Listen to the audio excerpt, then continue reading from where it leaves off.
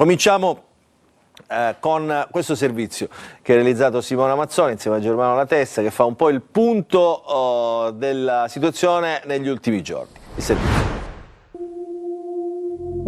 Quello che state vedendo è una lettera a firma dell'onorevole Bufardeci e predisposta dal sottoscritto, con cui l'11 settembre dell'88, a 4 giorni dalla pubblicazione della legge regionale che istituiva la protezione civile, chiede al sottosegretario Barberi di essere autorizzati e anche in parte finanziati a produrre tutti gli studi prodromici alla individuazione del dissesto idrologico in Sicilia e agli interventi per la mitigazione di questo fenomeno. È il 14 febbraio 2026. Le rivelazioni al punto di Tuccio D'Urso, ingegnere ed ex dirigente della Protezione Civile siciliana, carte alla mano, sono un terremoto sulla questione della frana a Niscemi dello scorso gennaio.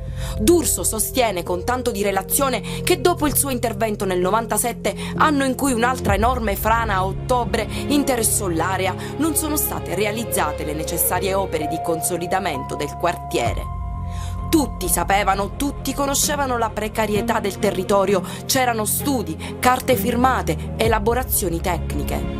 Nel finire del 98, cambiato il governo che succedette al governo Drago, il governo capo di casa, disintegrò la protezione civile che si era creata e che era intervenuta sulle frane, era intervenuta sul dissesto di Messina, era intervenuta sul dissesto di Niscemi, aveva fatto la legge di protezione civile. Per queste parole D'Urso, a conoscenza dei fatti, è stato ascoltato dalla procura di Gela nell'ambito dell'inchiesta per disastro colposo e le carte mostrate al punto sono finite nei faldoni dell'inchiesta. E oggi, tra i 13 indagati per disastro colposo e danneggiamento, ci sono i presidenti della regione siciliana in carica dal 2010 al 2026, Raffaele Lombardo, Rosario Crocetta, Nello Musumeci e Renato Schifani. Crocetta, l'ha ricevuto l'avviso di garanzia, dicevo, ad oggi? Io non ho ricevuto assolutamente nulla. In genere, insomma, prima si cercano le carte e poi si fa l'avviso di garanzia. Invece che si fa? Prima si pensa all'avviso di garanzia e poi si cercano le carte e poi, non so. Chiaramente non ho nulla da recriminare, io ho sempre grande rispetto della magistratura, però questo rende, mentre praticamente si subisce un attacco mediatico inevitabile, è come se la stessa funzione di presidente fosse una funzione che determina una responsabilità. Si è responsabile degli atti quando si viene a conoscenza di fatti, cose, vengono proposte iniziative, a tali iniziative si rifiuta, cioè ci deve essere un comportamento cosciente che determina una responsabilità. Non è che si può pensare che uno è responsabile solo perché è presidente della regione. Dopo la prima frana del 1997 venne adottata una sequela di ordinanze, già questo la dice lunga, 9 ordinanze in appena 5 anni. Furono stanziate le prime risorse, 7 milioni di euro, allora era in miliardi di lire, e nominati vari soggetti attuatori che si alternarono tra presidenti di regione, capi dipartimento di protezione civile, prefetti di Caltanissetta, competenti per territorio. Ma il rimpallo di responsabilità e di competenze produsse una condizione di stallo quasi permanente. Basti pensare che il progetto esecutivo arrivò soltanto 10 anni dopo la frana. Nel 2017 il progetto non era ancora un cantiere, anzi non lo sarà mai un cantiere. Nel 2014 erano passati 17 anni dalla frana, restavano da demolire a Niscemi ben 71 edifici inabitabili. Il Dipartimento Nazionale di Protezione Civile provò a fare da mediatore tra il Comune e la Regione siciliana e l'11 febbraio 2015 scrisse alle due istituzioni dicendo: mi tiro fuori da ogni competenza sul consolidamento della frana.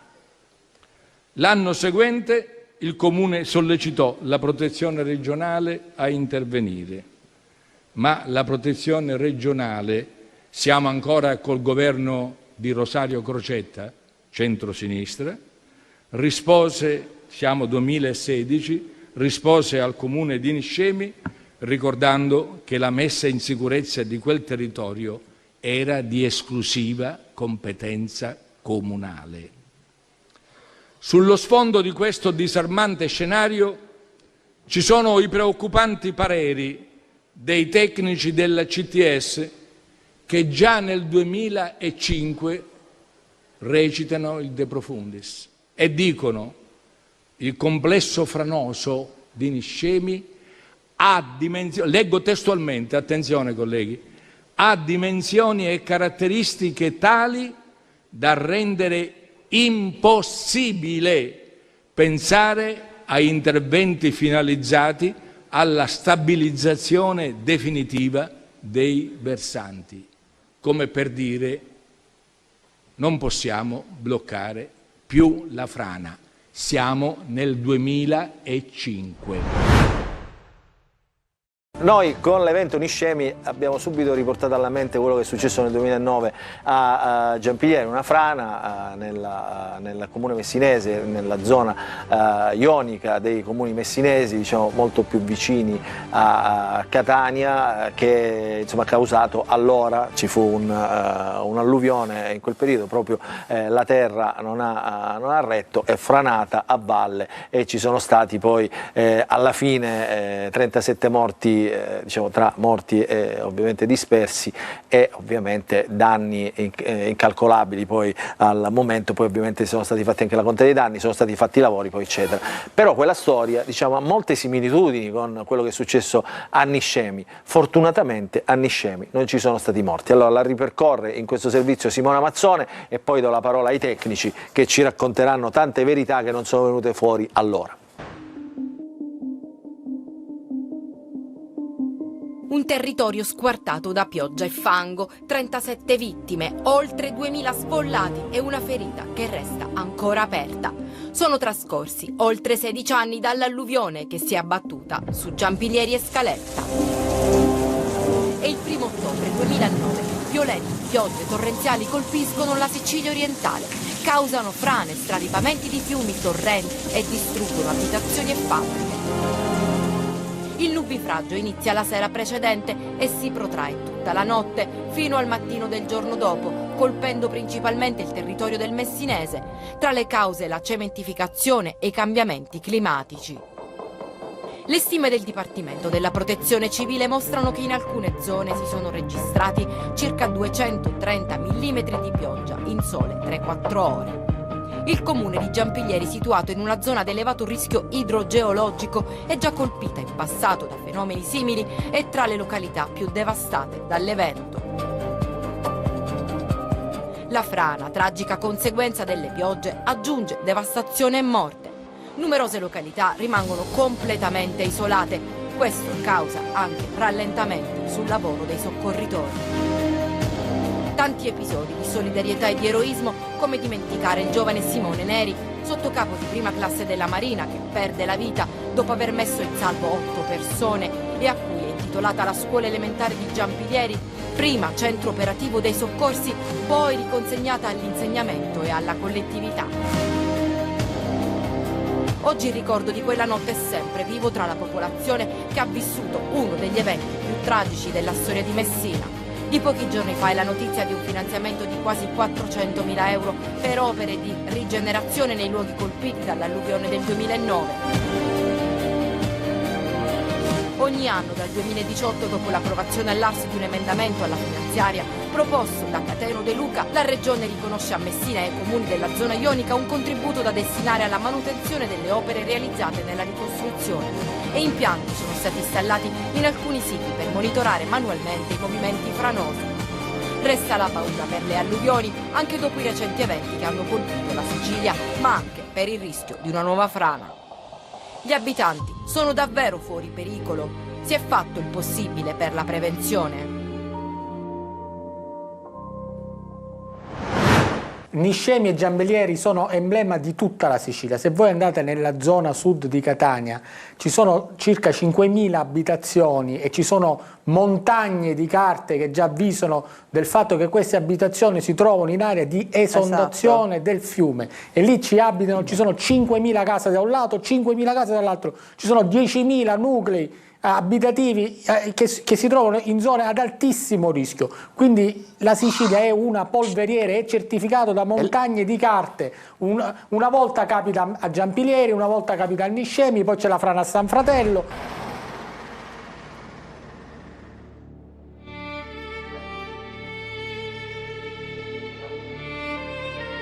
Quello che vede c'è con qualche studio in più, un po' di vegetazione in più, ma per il resto così era e così è rimasto.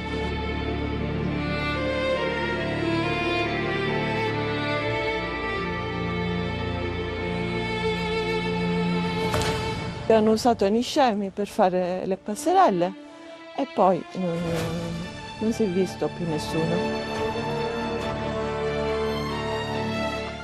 Noi abbiamo avuto da subito un supporto dal governo anche nazionale, perché a ottobre già del 2023 avevamo avuto la dichiarazione dello stato d'emergenza a livello nazionale, e questo in qualche modo era la parte che ha funzionato. Quello che non ha funzionato è sicuramente la fase successiva, quindi quando vennero attribuiti i poteri ovviamente per la gestione di una fase emergenziale alla Protezione Civile regionale, dove le tempistiche sono diventate infinite. Oggi noi siamo a circa 3 anni da quando è avvenuta questa situazione di dissesto che sta mettendo in ginocchio la nostra comunità. Qualsiasi segnalazione fatta da noi cittadini o era presa con una semplice risata o era passata in sottobanco. Ah sì, è una pietra cade. Nell'ottobre del 1996 ci fu un eccezionale evento alluvionale che coinvolse la città di Messina.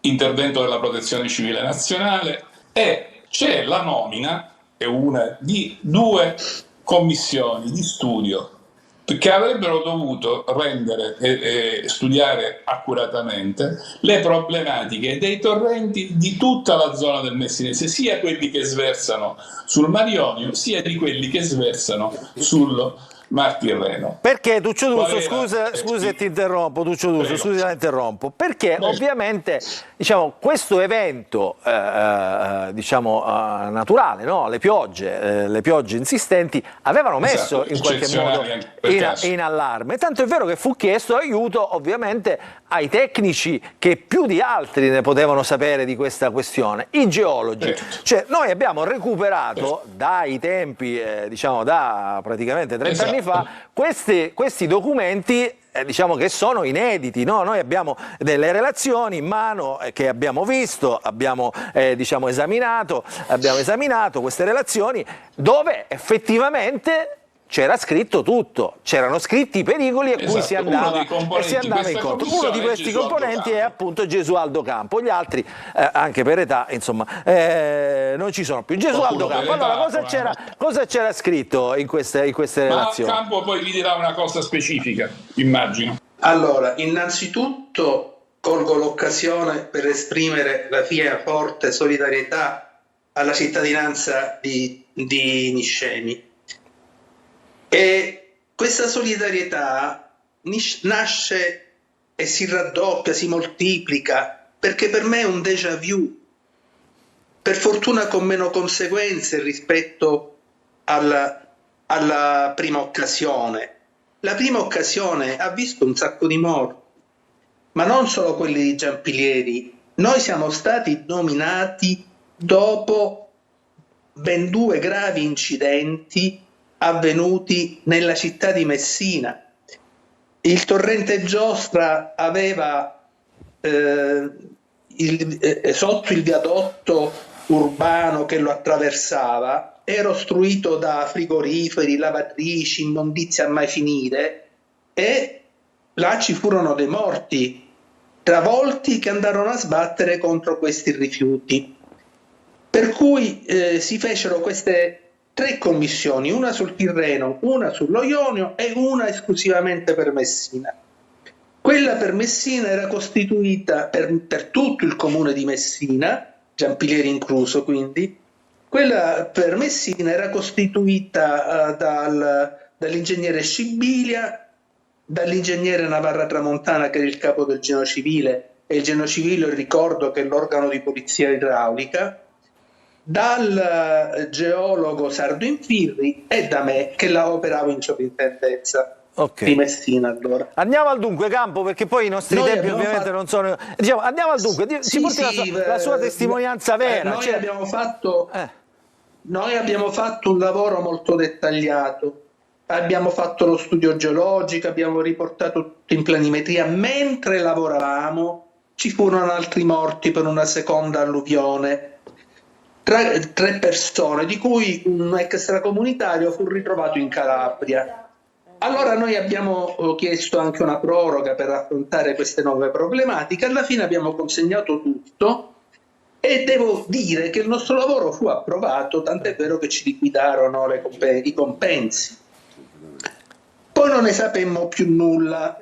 Quindi questa relazione, insomma, che era una relazione corposa, perché io l'ho vista, diciamo, ho avuto modo anche di elaborarla. C'erano ovviamente un sacco di immagini, un sacco di planimetrie, un sacco di riproduzioni di carte geologiche. Esatto. Le voglio dire, Giampilieri, il torrente Giampilieri porta il nome di un villaggio vallivo, cioè il torrente Giampilieri ha uno sviluppo di 9 chilometri che parte da 950 metri di altezza sul livello del mare. Giampilieri, la frazione, il villaggio di Giampilieri è a soli 125 metri sul livello del mare, quindi ha alle spalle oltre 800 metri di dislivello, con pendenze notevolissime. Quindi voi avevate indicato, scusi Campo, andiamo per ordine, perché sennò poi ci perdiamo. Dico, andiamo per ordine. Voi avete indicato in questa relazione quelli che dovevano essere, dal vostro punto di vista, quindi un punto di vista qualificato, tecnico, gli interventi che si dovevano fare, e stiamo parlando, un attimo Campo, stiamo parlando del 1997, la frana di Niscemi è stata nel 2009, quindi 2009. 12 di Giampilieri nel 2009, 12 anni dopo, 11 anni dopo, che era tutto indicato in queste carte, cioè queste carte parlavano, queste sono solamente pochi fogli di una relazione che, lo dico ai telespettatori, è corposa, è dettagliatissima su quella zona e anche su altre zone del Messinese. Nel 2009 lei che cosa ha fatto, Campo, dopo la frana? Quello che è successo a Giampilieri è una frana che però poteva essere, secondo anche le nostre indicazioni, contenuta.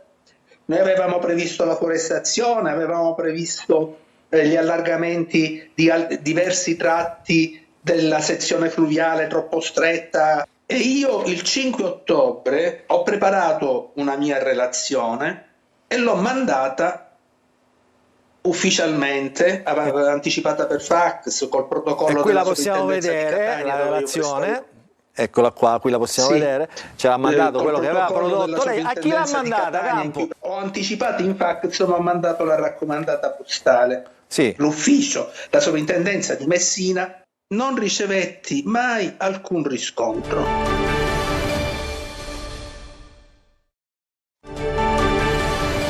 Amministratore delegato Pietro Ciucci, amministratore delegato della società Stretto di Messina SPA, che è la società incaricata, che mette insieme tutte le imprese, incaricata di costruire questo ponte. Allora, questo ponte si farà o non si farà? Faccio una breve premessa per i nostri telespettatori, dico così mettiamo subito le carte in chiaro e non ci sono dubbi di sorta. questa televisione, questo editore è stato sempre a favore del ponte sullo Stretto, quindi insomma il ponte è, secondo noi, secondo la nostra linea editoriale, un'infrastruttura che doveva già esserci da tempo. Poi è successo tutto quello che è successo, adesso un po' c'è di questi ritardi, ce li racconterà lei, però la domanda è questa: si farà mai questo ponte, Ciucci? Sì, si farà il ponte, stiamo lavorando alacremente, come si può dire, per questo e superare anche i problemi che sono emersi. Noi pensavamo di essere già in fase realizzativa da qualche mese, a valle della decisione della Corte dei Conti, che pensavamo fosse positiva sui nostri documenti, sulla delibera CIPES, sulle approvazioni tutte necessarie. La decisione contraria della Corte, che ha negato il visto, ci ha portato a dover rifare attività, e sapete che recentemente un decreto legge ha fissato la procedura in maniera dettagliata, impegnativa, trasparente, di come arrivare alla nuova delibera del CIPES. Ecco, qui entriamo proprio nel cuore della questione. Il ponte è una questione che riguarda ovviamente l'infrastruttura e tutte le procedure che servono a costruire un'infrastruttura di questo tipo, ma è stato da sempre anche una questione politica, certo. I pro e i contro, insomma, che hanno accelerato a volte e rallentato altre questa procedura. La vulgata, la gente comune dice: ma in tutto il mondo si costruiscono ponti di diversa natura, perché non si può fare un ponte sullo Stretto? Ma i no ponte hanno cercato di spiegare con le loro ragioni che in realtà c'è una gara che probabilmente doveva essere aggiornata, adesso ce lo spiegherà lei, ci sono dei vincoli ambientali. Quella è una zona altamente sismica, non lo diciamo noi, ma ce lo dice la storia, il famoso terremoto di Messina. Allora, cominciamo insomma da cercare di in qualche modo rispondere a chi è contro il ponte, con argomentazioni ovviamente reali. Ma guardi, come diceva lei, ovviamente c'è un aspetto politico, io non sono un politico, sono un tecnico, quindi non mi addentro sotto queste considerazioni, però è evidente che c'è un problema di un progetto di maggioranza e una posizione di maggioranza e di opposizione al governo. Lo era quando era il ponte di Berlusconi, lo è oggi del ponte di questo governo e del ministro Salvini in particolare. È facile, ci sono una molteplicità di posizioni, di concause, del perché il ponte fa fatica e perché il ponte non è già stato realizzato. Ha ragione lei, il ponte doveva già esserci, da anni, e quale contributo avrebbe già dato alla situazione difficile, alle difficoltà dell'economia che toccano anche la Sicilia, Messina e non soltanto Messina. Allora, spesso ci sono critiche che fanno affermazioni prive di sostanza, che però colpiscono l'immagine, no? Il ponte crolla, il problema sismico, bisogna rifare la gara, tutte affermazioni che sono facilissime da fare, cioè bisogna fare una gara. Si dice così, ma poi spiegare perché la gara non è necessario farla richiede assai più tempo e molta attenzione da parte degli ascoltatori, perché poi diventa un però un sul tema della gara un attimo possiamo entrarci, perché sì, in realtà allora nel concetto più semplice, questo è stato un progetto ideato parecchi anni fa, c'erano altri costi, c'era un'altra congiuntura economica, adesso ovviamente il ponte costa molto di più rispetto a quanto sarebbe costato una ventina di anni fa. Nel frattempo però è cambiato anche la modalità del progetto, no? Doveva essere costruito in project financing, adesso è col totale contributo. Un'altra notizia da smentire, adesso la smentiamo. E soprattutto doveva essere rifatta la gara perché nel frattempo poteva inserirsi qualche altro investitore. Ma la decisione di non rifare la gara è ovviamente una decisione che è stata presa dal Parlamento, una decisione non certo dalla società Stretto di Messina, e dobbiamo tener conto come questa gara a suo tempo fatto era stata sospesa, il contratto conseguente era stato sospeso per una decisione altrettanto politica, con una legge. Nel periodo del governo Monti si disse che l'opera, quasi quasi che l'Italia non si potesse permettere quest'opera, e quindi venne sospesa l'attività, la società messa in liquidazione e con tutte le altre conseguenze. Quindi al momento in cui si è deciso, il Parlamento, il Governo ha deciso di di confermare la valenza strategica del ponte e quindi come opera prioritaria, la cosa più rapida, più veloce e forse anche più equilibrata era quella di riattivare i contratti che erano stati bloccati per una decisione politica, una decisione parlamentare, una legge, e quindi con un'altra legge si è tolto quello stop. Poi c'è una condizione, evidentemente, lei sa che esistono delle norme per cui un contratto comunque nato, comunque vigente, non può registrare aumenti di corrispettivo superiore a un certo importo, 50% più volte. Stiamo parlando ovviamente ma è una normativa cioè è un limite che riguarda i lavori, cioè nel senso che se io affido un lavoro, il ponte sullo stretto e vale X, non posso affidare alla stessa società un altro lavoro che col ponte c'entra relativamente, che aumenta questo investimento di oltre il 50%. Non possiamo aggiungerci il lotto della Salerno-Reggio Calabria. Però, allora, qual è la nostra situazione? Il nostro aumento dei costi, che ovviamente non potevano esserci dal 2006 al 2025, è dovuto per la quasi totalità a una indicizzazione dei prezzi. I prezzi dei materiali sono aumentati, nel periodo Covid, come sa, sono esplosi questi prezzi, quindi il corrispettivo è aumentato perché sono aumentati i materiali, ma non sono aumentati i lavori, se non per l'unica variante lavori introdotta, è quella della metropolitana tra Villa San Giovanni, Reggio Calabria e Messina, richiesta dalle amministrazioni locali e che comunque antecedente all'entrata in vigore della direttiva europea e comunque anche a volerle considerare ampiamente entro il 50%. Quindi la gara non è necessario farla e si è ritenuto di non farla. Sulla questione che riguarda appunto i costi, dicono le critiche, sono costi eccessivi, costi esagerati per un attraversamento che poi diciamo anche secondo le stime di traffico non dovrebbe poi supportare insomma questo elevato traffico che poi si verifica solamente nelle questioni, nei momenti diciamo di punta del traffico per la Sicilia, in entrata e in uscita, che poi sono sempre l'estate o insomma in prossimità di... Si parla del ponte sullo stretto di Messina, ma il progetto ponte sullo stretto di Messina non è soltanto il ponte, vuol dire, cioè, non è solo il ponte che unisce le due sponde, ma ci sono tutti i collegamenti con la rete statale e ferroviaria, sono più di 40 chilometri di collegamenti statali e ferroviari.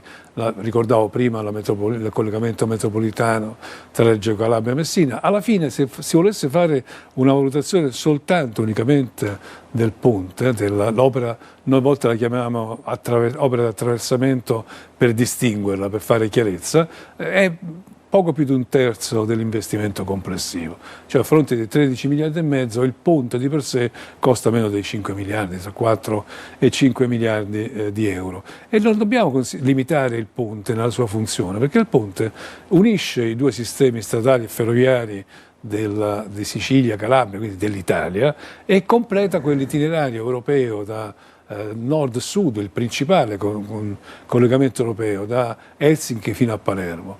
Allora, lei saprà che tra Helsinki e Palermo ci sono 3 interruzioni di continuità, diciamo così.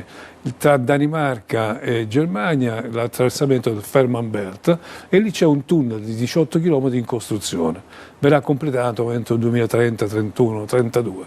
Abbiamo il tunnel del Brennero in avanzata fase di realizzazione, manca come il collegamento sullo stretto di Messina. Perché non si deve fare quest'opera? Forse perché a sud le altre le stanno facendo. Appena finito di parlare Salvini, sì. Vi faccio un sunto di quello che ha detto, perché ha parlato per diversi minuti ed è stato applaudito. Allora lui ha detto che questo non è il ponte del sud, ma il ponte per unire il mondo. L'ha chiamato ponte della pace, ponte della speranza, perché servirà a unire e a far crescere la reimmigrazione, non quella clandestina, ha precisato quella che c'è a Lampedusa, perché quella mira solo a fomentare la mafia e la criminalità. Quindi questo ponte sarà contro ogni mafia e ogni criminalità, e chi dice no non è perché appunto inneggia alla mafia, ma è contrario al ponte, mentre ci sono dei no che sono proprio i no della criminalità. 3 km e 300 metri, no? Ponte ad unica campata, sì. Abbiamo visto qualche immagine scorrere, diciamo, è una delle infrastrutture di questo tipo, forse unica o una delle pochissime al mondo.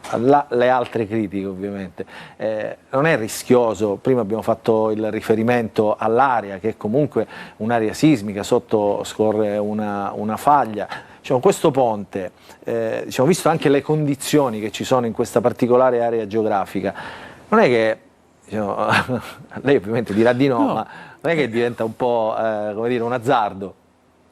È senz'altro, lo diceva e lo ricordava correttamente, il ponte con la campata unica, ponte sospeso a campata unica, la campata unica più lunga al mondo.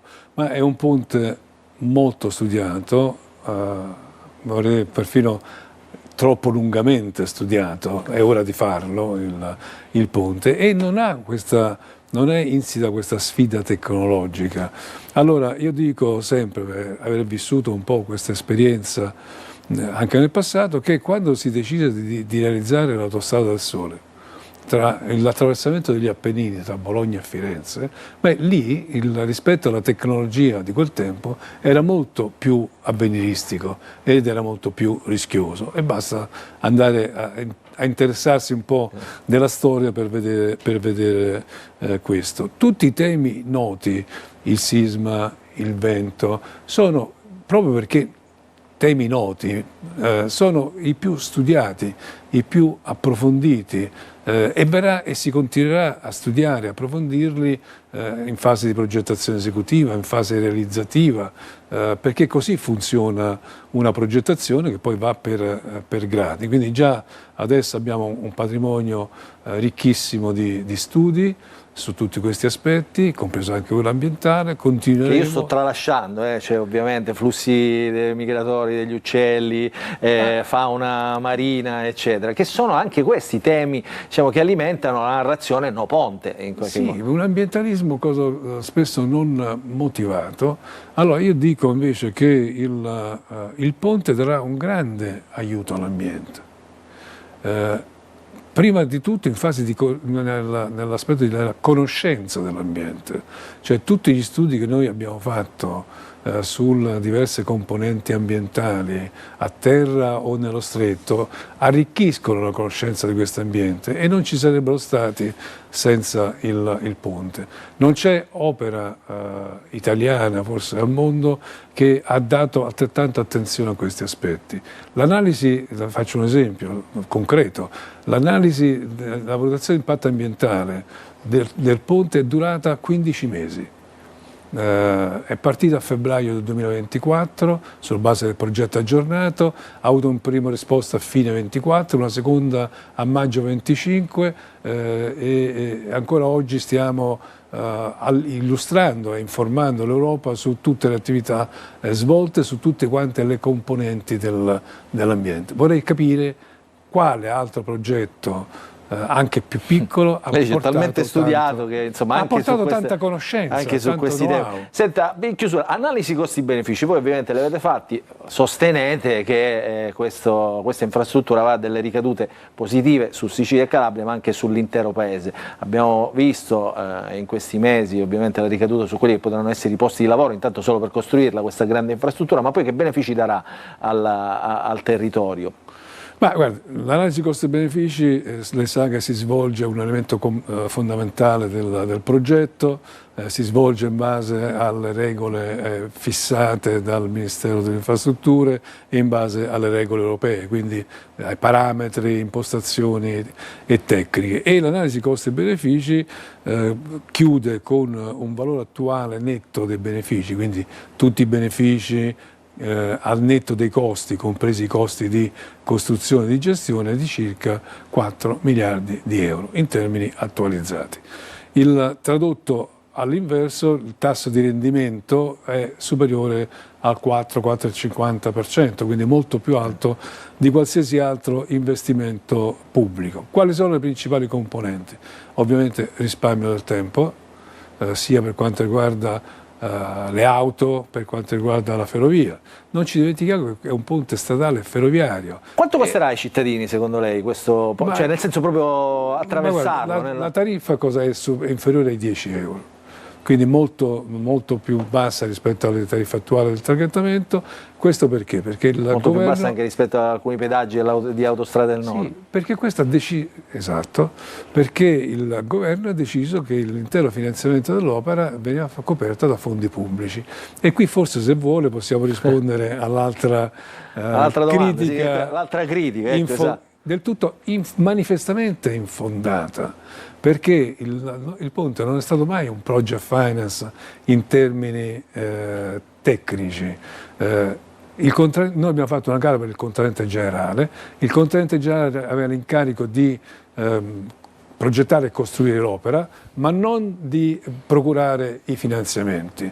I finanziamenti sarebbero sempre stati raccolti da Stretto di Messina e sarebbe stato eventualmente Stretto di Messina a indebitarsi, ma lei sa bene che il project finance non è così, cioè la gara di un partenariato pubblico-privato o project finance porta a mettere a carico del realizzatore il finanziamento dell'opera. Quindi non è corretto parlare di project finance. Lo si è usato soltanto in maniera così generica per cercare di spiegare il metodo, ma non è un project finance di legge.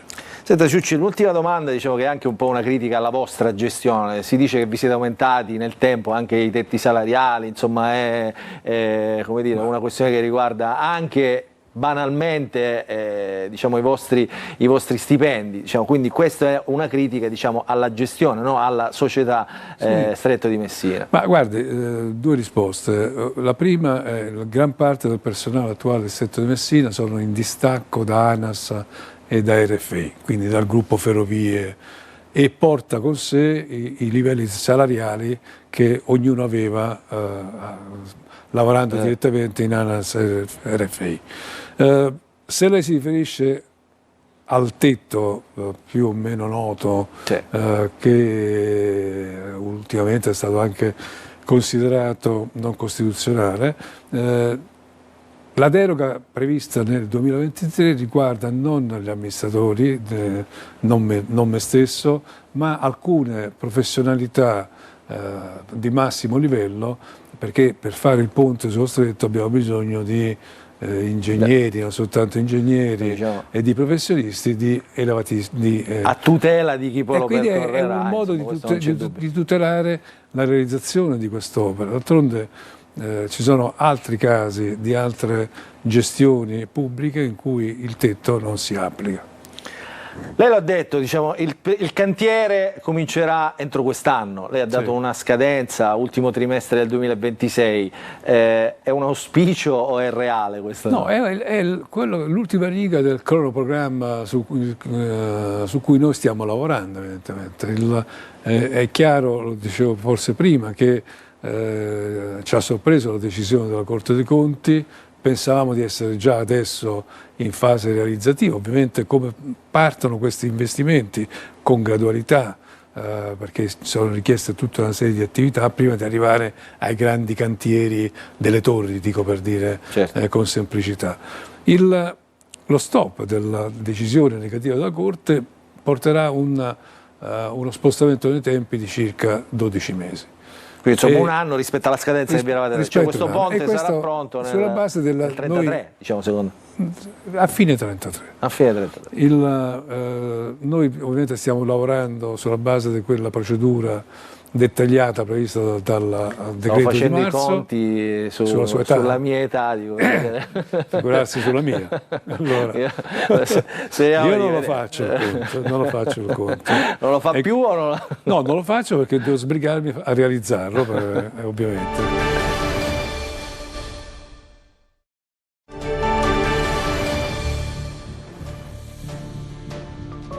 tutto è cominciato da qui. La magistratura che sono plotoni di esecuzione. Le opposizioni e buona parte della magistratura chiedono le sue dimissioni, ma lei resiste. Il ministro della giustizia Nordio, a caldo, commenta che la Bartolozzi si scuserà. Poi ci ripensa, ha già chiarito, e il capo di gabinetto resta ferma sulle sue convinzioni. Sono stata fraintesa. Alla vigilia del voto per il referendum costituzionale c'è tensione. Spunta il nome del sottosegretario alla giustizia Del Mastro in un'inchiesta del Fatto Quotidiano sulla sua partecipazione in società insieme alla figlia di un prestanome del boss senese. Le parole della Bartolozzi continuano a riecheggiare su tutta la stampa nazionale. Scendono in campo anche attori intellettuali, cantanti contro il sì, contro la riforma proposta dal governo. L'Italia al voto, la maggioranza decide per il no. All'indomani del referendum Del Mastro lascia: ho commesso una leggerezza, dice. Lo segue Bartolozzi, sono le prime conseguenze politiche della sconfitta del sì al referendum sulla giustizia ed è crisi interna al governo. Ma Nordio, al grido dimissioni in aula, resiste. Non è previsto in nessun ordinamento che il ministro della giustizia si dimetta a seguito di un esito negativo di un referendum di questo tipo. E su Bartolozzi un gesto spontaneo, ha lavorato sempre con dignità e onore, dice. A questo punto il premier Meloni auspica per il ministro Santanchè la stessa linea di sensibilità istituzionale, visto che il presidente del Consiglio non può licenziare direttamente i suoi ministri se non passando attraverso il Parlamento. A carico della titolare del turismo c'è un processo a Milano per presunto falso in bilancio su una sua società e un'indagine per un'ipotesi di bancarotta. Ma inizialmente non demorde. Dopo qualche ora anche lei saluta il governo. Passate nemmeno 24 ore, il turno del capogruppo di Forza Italia al Senato Gasparri, ruolo affidato poco dopo a Stefania Craxi. Ci saranno altre dimissioni? Intanto pezzi della maggioranza iniziano a vacillare. Dopo le dimissioni di Gasparri è intervenuta Francesca Pascale, che vorrebbe un passo indietro di Antonio Tajani da leader del partito. Via il vecchiume, dichiara. Sono solo scosse di assestamento nel post-referendum o in atto una vera e propria crisi di governo? Nel frattempo in Sicilia il centro-sinistra accelera, vuole le primarie subito, sente gli avversari del centrodestra deboli e scoperti di fronte al terremoto post-referendum, chiede le dimissioni di assessori e deputati indagati. E sul referendum anche nell'isola, dove il centrodestra è stato sempre forte nella maggior parte delle 9 province, ha stravinto il no. Il sì ha dominato soltanto a Lampedusa, dove però c'è stata l'affluenza più bassa d'Italia alle urne. C'è chi ha già chiesto le dimissioni del governatore siciliano, perché il referendum è stato anche e soprattutto un voto politico. E torna la tensione anche all'interno di Forza Italia. A riaccendere lo scontro è l'eurodeputato Marco Falcone, che dopo l'incontro con il presidente siciliano denuncia l'assenza di un cambio di passo nella gestione politica. È crisi palese nel centrodestra o è solo una strategia per far dimettere soltanto il presidente Schifani? E allora si pone un altro problema per la giunta siciliana. È una giunta ormai che è sommersa da inchieste giudiziarie. Non dimentichiamoci anche gli appalti truccati nella sanità, non dimentichiamoci anche la figura onnipresente e pervasiva di Totò Cuffaro. Abbiamo anche letto dalle cronache giudiziarie, diciamo, quali sono le indagini in corso, e sono questioni molto serie. Perché quando ci sono appalti truccati in sanità, poi che cosa succede? Che le risorse pubbliche vengono deviate nelle tasche dei comitati di affari, degli amici imprenditori. E allora gli imprenditori per bene rimangono sempre fuori, e questo è un grande svantaggio concorrenziale. Non solo, ma poi le prestazioni sanitarie a favore dei cittadini non sono efficienti. Chiaro, e non ci meravigliamo che poi nel Trapanese oltre 3.000 pazienti hanno aspettato mesi e mesi per i risultati, i referti diagnostici. In tema di sanità, la Sicilia si trova sul podio, sì, ma non per eccellenze. Dopo la Campania, il numero più alto delle strutture sanitarie bocciate si trova nella nostra Trinacria, ben 43 su 103 sottoposte all'analisi dell'indagine Agenas, l'Agenzia Nazionale per i Servizi Sanitari Regionali, che avverte: è una valutazione, non una classifica. Nel 2025 i parametri presi in esame sono stati 218 su 8 settori diversi: cardiocircolatorio, nervoso, respiratorio, chirurgia generale, chirurgia oncologica, gravidanza e parto, osteomuscolare e nefrologia. Alle strutture viene assegnato un audit quando per 2 anni consecutivi ottiene un punteggio molto basso in uno specifico settore. La Sicilia ha 103 segnalazioni di audit su 43 strutture sanitarie, 16 segnalazioni di eccellenza, di cui solo 3 sono pubbliche: l'ospedale Cannizzaro di Catania nell'ambito cardiocircolatorio e gli ospedali di Noto e Lentini. 2 ospedali, il Papardo di Messina e il Policlinico Giaccone di Palermo, registrano la valutazione peggiore, con un dato che non fa sconti. Nel sistema sanitario siciliano persiste ancora il problema nel settore gravidanza e parto. Punteggi bassi anche per gli ospedali di Biancavilla, Caltagirone e per il Sant'Elia di Caltanissetta. Rispetto allo scorso anno, 68 strutture in Italia hanno migliorato i propri risultati e non sono più segnalate per l'audit. Tra queste ce ne sono 6 siciliane: l'ospedale di Acireale, quello di Modica, l'Humanitas di Mister Bianco, l'Istituto Oncologico del Mediterraneo di Via Grande, Casa di Cura Maria Eleonora Hospital e Ismet di Palermo. Tra pubblico e privato al sud sono state individuate 197 strutture su 1117 valutate da sottoporre a un processo di revisione. E così arriva la conferma che curarsi al nord è più facile, perché anche in questo caso l'Italia va a 2 velocità. Quindi il vostro è un focus anche sulla Sicilia, insomma, in questo racconto. Presidente, proprio di Sicilia, oggi il Consiglio dei Ministri, anzi ieri il Consiglio dei Ministri ha impugnato i fondi diciamo, che dovevano arrivare per i danni del ciclone Harry, i fondi quelli deliberati dal governo regionale. Un'altra diciamo, passo falso di questo governo? Ma più che passo falso, questa è una sconcezza sul piano politico e morale. Ma come l'Assemblea siciliana dà un segnale importante per famiglie che io ho visitato e incontrato, con cui ho parlato, sono in difficoltà sulla costa orientale. Non possiamo permettere al governo nazionale di agire in modo così incapace, anche vorrei dire protervo addirittura, malevolo.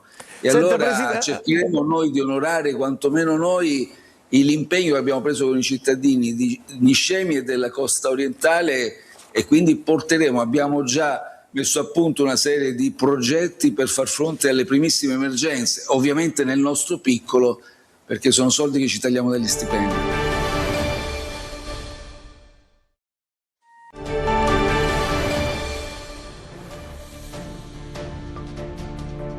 Nessuno pensava che sarebbe mai accaduto veramente, come quei pezzi di storia della città che, anche se abbandonati e inutilizzati, sono sempre lì. E invece il giorno dello sgombero per la demolizione è arrivato. Siamo in piazza Pietro Lupo, nel cuore del centro storico catanese. Qui vicino c'è la Questura, il Teatro Massimo Bellini, il Convitto Cutelli, via Vittorio Emanuele. Questa struttura, conosciuta come Palestra Lupo, da tempo era occupata senza autorizzazioni da gruppi di persone che la utilizzavano come luogo di ritrovo, un centro sociale, insomma, frequentato dai cosiddetti anarchici. Ne sono nate proteste, eppure una manifestazione con cartelli e striscioni a suon di Lupo resiste, ma l'area è di proprietà del comune che dopo anni di abbandono ha voluto riprenderla. Un gruppo di attivisti ha fatto ingresso a Palazzo degli Elefanti durante una seduta di consiglio comunale per leggere un documento al sindaco. Ne sono nate tensioni e la seduta è stata chiusa.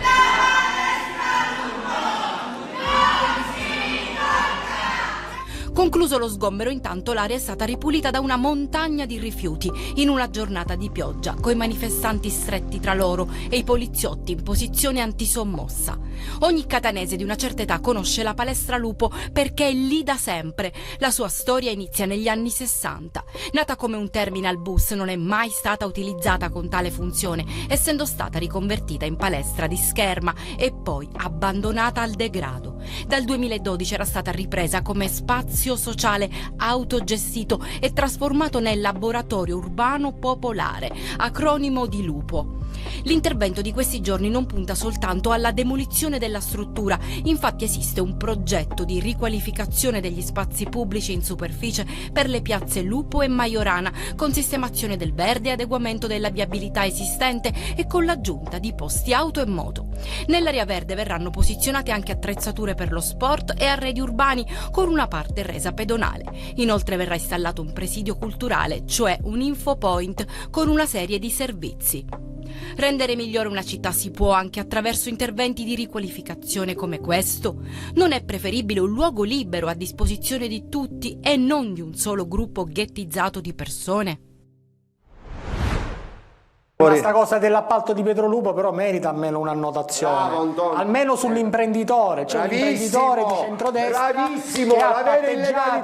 che ha finanziato la campagna elettorale dell'ex commissario del rischio idrogeologico Maurizio Croce, anche lui ha patteggiato 3 anni, in ballo c'erano i fondi del rischio idrogeologico, gli stessi che non sono arrivati a Niscemi dove c'è stata una frana, e oggi questo imprenditore si è aggiudicato questo appalto buono, quant'altro? Dove siamo? Se questi soldi non vengono spesi devono tornare indietro, e quindi dove vanno questi allora soldi? Il tema è che quando si vive in un consorzio civile con delle regole, le regole si rispettano. C'è un bene comune che è la cosa pubblica che deve essere sempre garantito. L'amministrazione è intervenuta, deve fare dei lavori di adeguamento, di ristrutturazione, ed è giusto che li faccia. Poi un bene, quando viene assegnato a titolo gratuito o a titolo oneroso, viene assegnato con determinate procedure. Se nel passato queste procedure non erano, necessarie, oggi sono necessarie. Quindi il rispetto che certa sinistra chiede di principi di legalità, di trasparenza, è giusto che vengano sempre applicati. Noi diciamo soltanto questo.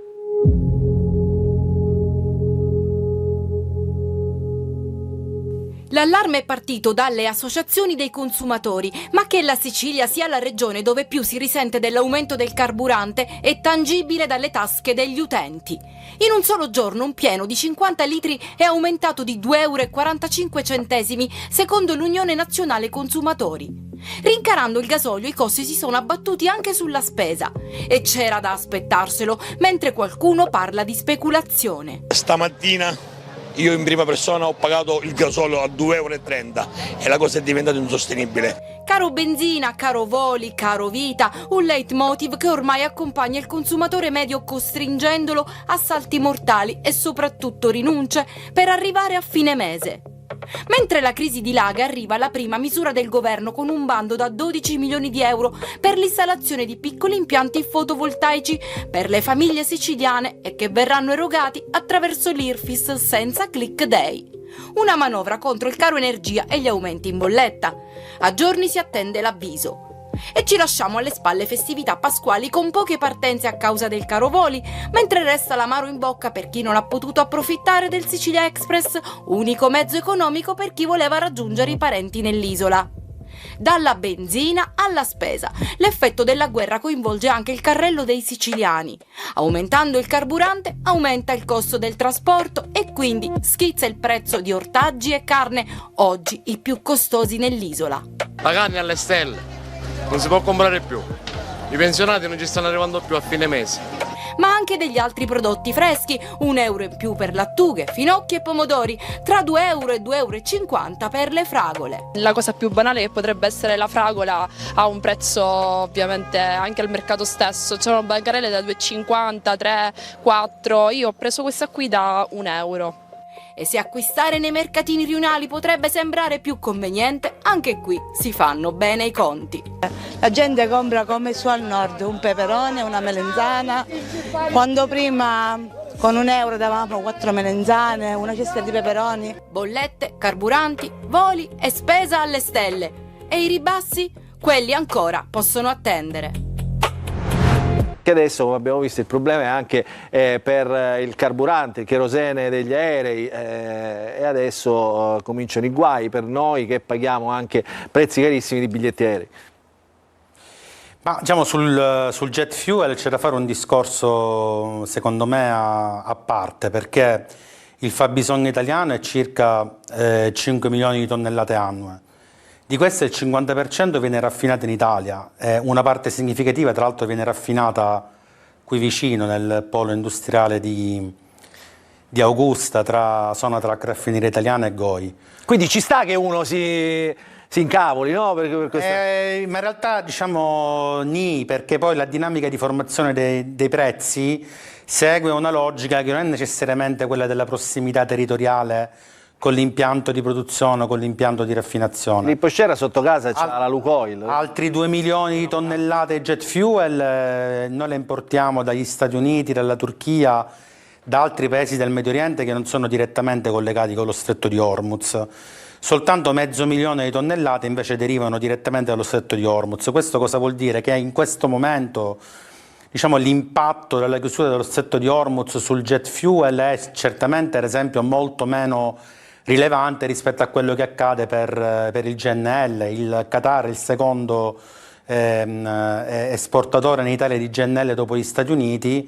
Edison ha un contratto con la Qatar Energy per 6 miliardi di metri cubi l'anno, che sono circa il 10% del fabbisogno nazionale.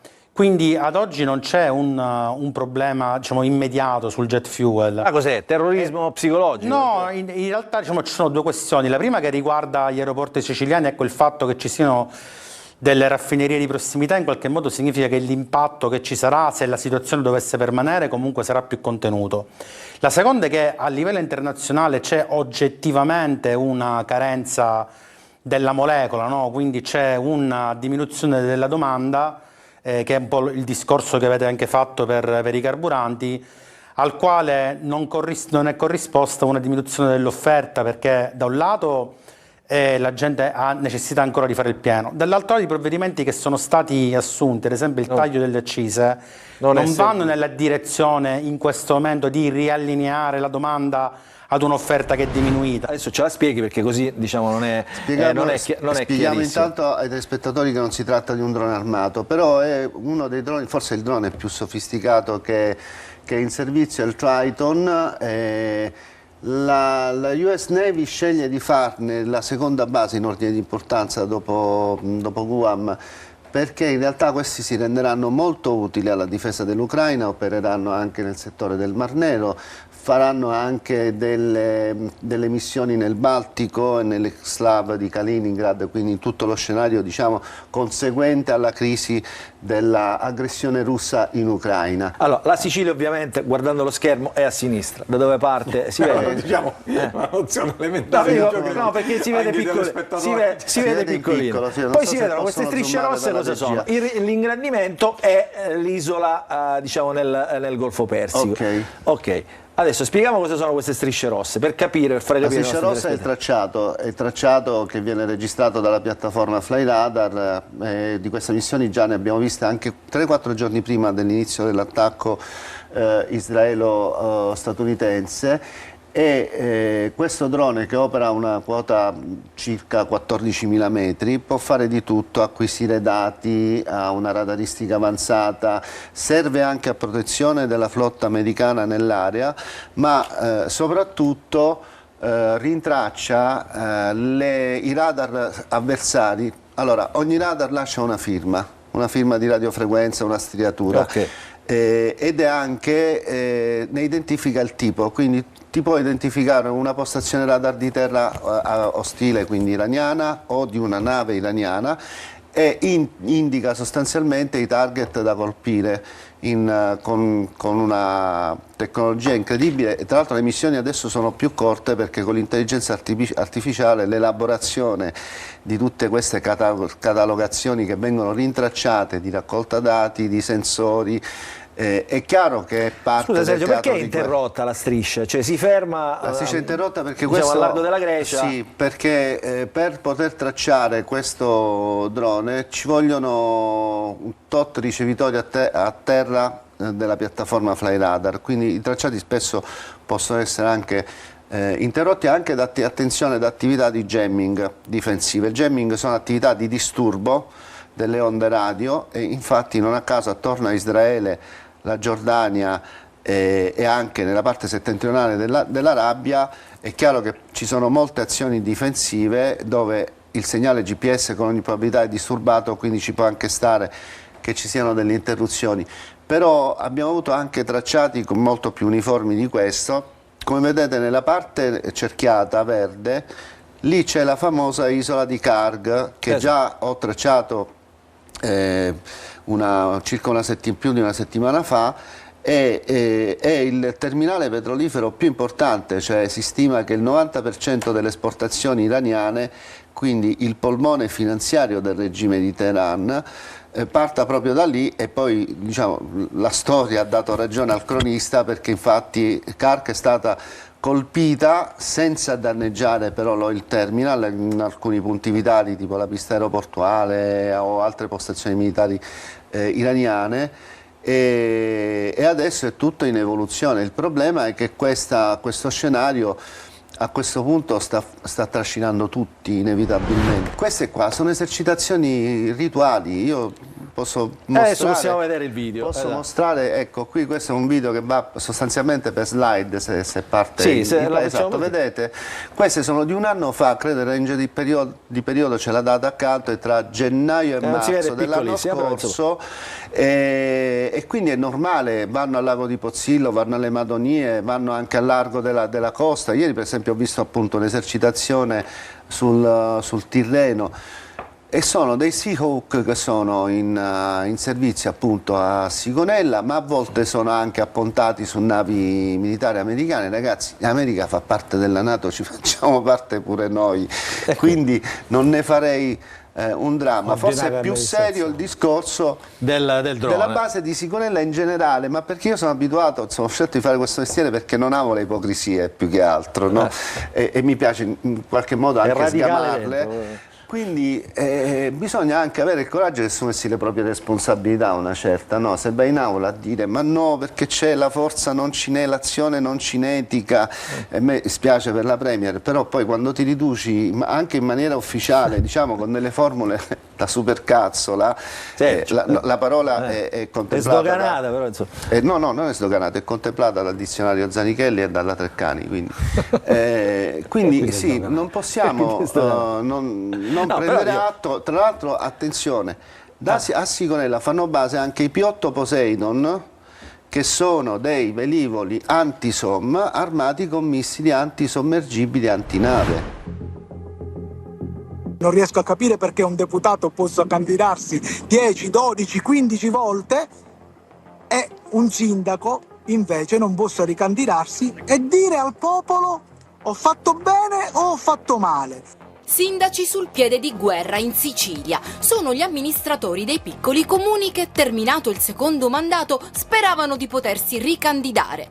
Ma il loro sogno è stato infranto dalla legge elettorale siciliana e dal voto dei parlamentari che non ha fatto passare la proposta. Circa un mese fa l'ARS ha infatti bocciato la norma che toglieva il limite di 2 mandati nei paesi sotto i 15.000 abitanti. Poi però il colpo di scena. Pochi giorni fa arriva una sentenza della Consulta che va in direzione opposta. Avevamo accettato questa votazione. Peccato che poi il 19 di febbraio è uscita una sentenza della Corte Costituzionale e dice che è anticostituzionale, tra le altre cose in una regione anch'essa a statuto speciale, quella che è la riduzione del diritto dell'elettore e del candidato a poter fare qualcosa in maniera diversa rispetto alla legge nazionale. La possibilità di candidarsi è attiva, la possibilità di candidarsi è reale e la giustizia accetterà la nostra candidatura. Un decreto legge del 2024 innalza da 2 a 3 mandati il limite di permanenza del sindaco dei comuni che hanno tra 5.000 e 15.000 abitanti e elimina ogni limite di mandato per quelli sotto i 5.000 abitanti. Diverso in Sicilia rispetto al resto d'Italia, colpa dell'autonomia e della competenza regionale sugli enti locali. E quando la proposta di adeguarsi al resto d'Italia è approdata all'ARS, per ben 2 volte è stata bocciata.